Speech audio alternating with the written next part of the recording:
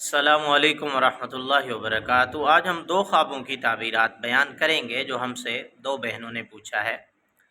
ایک خواب یہ ہے کہ خواب کے اندر ہم نے اپنے مردے کو، اپنے کسی قریبی مرحوم کو زندہ دیکھا ہے اور وہ یہ کہہ رہا ہے کہ میں زندہ ہوں، تو اس کی کیا تعبیر ہے؟ اور دوسرا، خواب کے اندر کسی بھی مرحوم کو سفید لباس میں دیکھنا، اس کی کیا تعبیرات ہو سکتی ہیں؟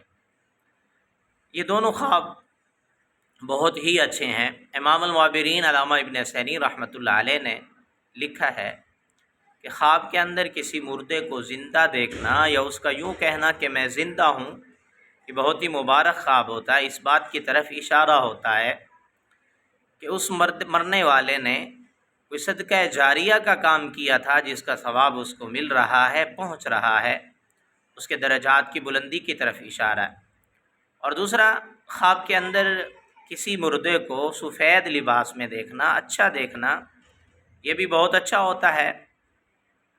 اسے اس بات کی طرف اشارہ ہوتا ہے کہ اس کی بخشش، کیونکہ سفید لباس میں دیکھنا بخشش کی طرف اشارہ ہوتا ہے۔